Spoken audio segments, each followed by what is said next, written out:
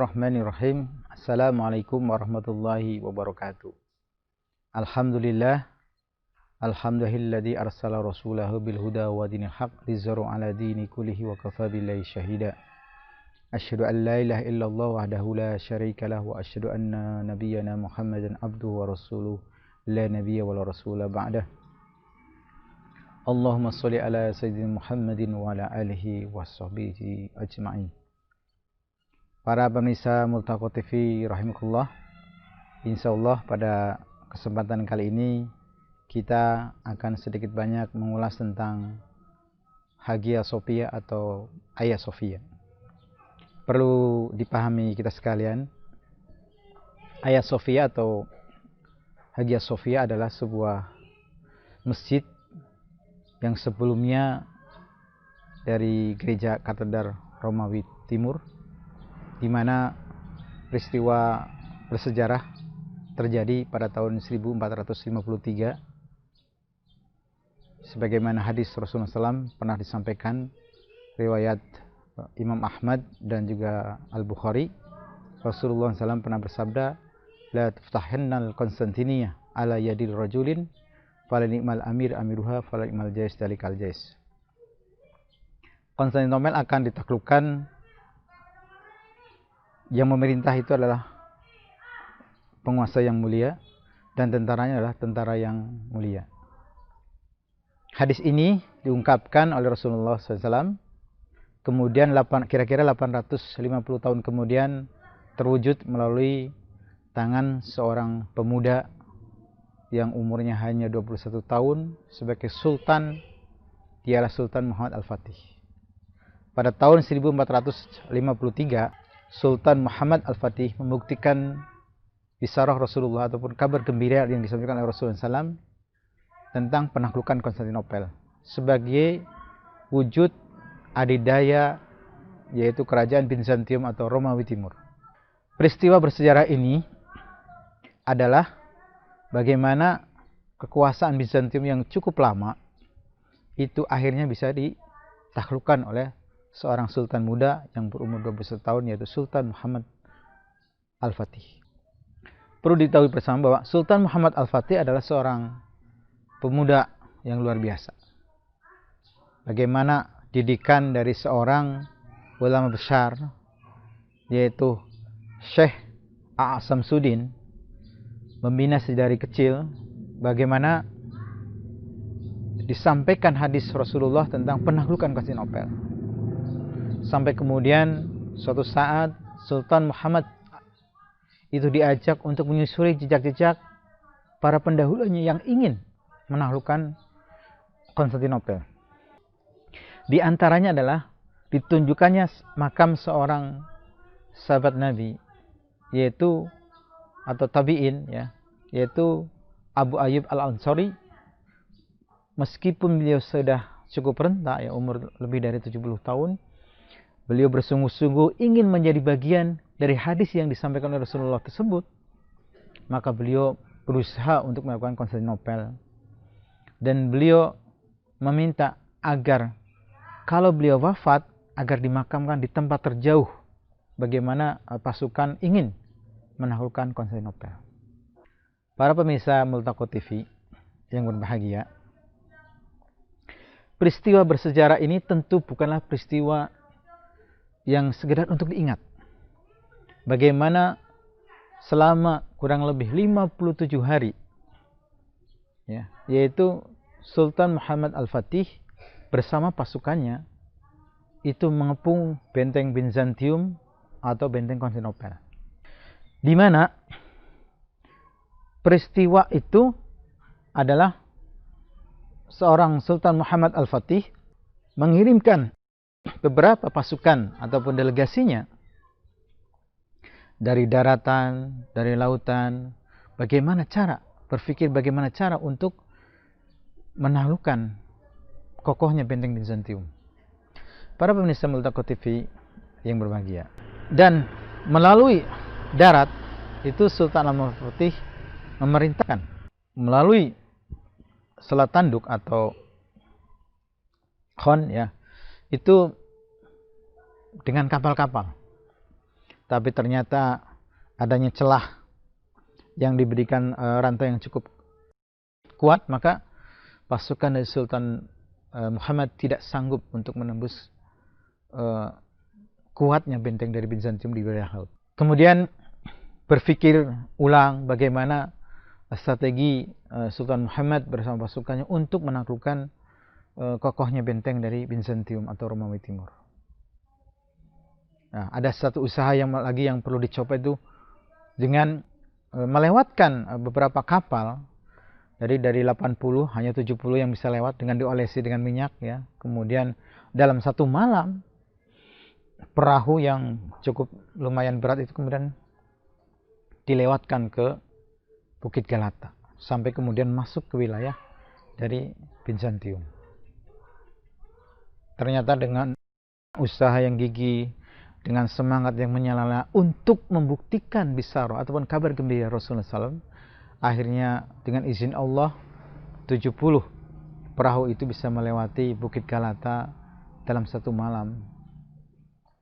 Dan pagi harinya masyarakat Bizantium akhirnya kaget dengan keadaan yang tidak pernah terfikirkan sebelumnya. Dan ketika penaklukan Konstantinopel itu terwujud, maka Sultan Muhammad Al-Fatih bersujud dan membuktikan bisyarah ataupun kabar gembira itu dengan penaklukan Konstantinopel. Para pemirsa Multaqo TV rahimakumullah, selama 57 hari pengepungan pada tahun 1453, akhirnya hadis ini terbukti sekitar 850 tahun kemudian. Dan salah satu ikon di situ adalah gereja Hagia Sophia atau Hagia Sophia, dibeli dengan harta dari Sultan Muhammad, kemudian diwakafkan sebagai masjid, diberikan kepada umat, dan kemudian dari ribuan tahun dikuasai ataupun digunakan oleh kerajaan Bizantium sebagai gereja, kemudian diubah menjadi sebuah masjid, sebuah tempat untuk bersujud kepada Allah Subhanahu wa taala. Dan ini berjalan cukup lama. Sampai kemudian pada tahun 924 ketika khilafah Turki Utsmani runtuh, 10 tahun kemudian Mustafa Kemal Atatürk ya, pendiri negara sekuler Turki itu kemudian mengubah dari Masjid Hagia Sophia atau Hagia Sophia menjadi museum, dan di situ warga Muslim tidak boleh melakukan lagi sholat. Dan pada hari ini atau Jumat ini adalah Jumat pertama, bagaimana tanggal 24 Juli ini menjadi Jumat pertama kaum muslimin setelah 86 tahun penantian. Ya, dilakukanlah sholat Jumat pertama. Sebuah peristiwa yang mungkin ditunggu-tunggu oleh kaum muslimin, bagaimana penaklukan oleh Muhammad Al-Fatih kemudian berhenti menjadi museum, kemudian dibuka lagi menjadi masjid, menjadi indikasi mengingatkan kita bagaimana peristiwa penaklukan Sultan Muhammad Al-Fatih terhadap Bizantium ataupun Konstantinopel. Para pemirsa Multaqo TV rahimahullah, semestinya umat Islam ataupun kaum muslimin sedunia di bulan Zulhijjah ini mengingatkan kepada kita akan syiar Islam, ibadah haji, tapi juga mengingatkan akan peristiwa 86 tahun ketika difungsikan kembali menjadi masjid. Semestinya mengingatkan kepada kita kaum muslimin, kepada umat Islam, bahwa penaklukan Konstantinopel oleh Sultan Muhammad Al-Fatih itu menjadi peristiwa penting tentang terwujudnya janji yang diberikan Allah melalui lisan yang mulia dari Rasulullah Muhammad SAW. Dan kalau ini dihubungkan dengan kebangkitan umat, maka sebagaimana surat Ar-Ra'd ayat 11 dinyatakan, a'udzubillahi minasyaitonirrajim, innallaha la yughayyiru ma biqaumin hatta yughayyiru ma bi anfusihim. Allah tidak akan mengubah suatu kaum jika kaum itu tidak ada perubahan terhadapnya. Kalau umat ini mau bangkit, maka berubahlah taraf berpikir umat, mempunyai mindset bahwa perwujudan digunakan kembali Masjid Hagia Sophia atau Hagia Sophia di Turki ini adalah semestinya mengingatkan kepada kita akan kebangkitan umat Islam, bagaimana bisyarah ataupun janji Allah yang lainnya belum terwujud. Kalau kita dalam surat An-Nur ayat 55 kita lihat, Wadallahu alladhina amanu minkum wa amilus solihat la yastakhlifannahum fil ar kama stakhlafal ladhina min qablihim.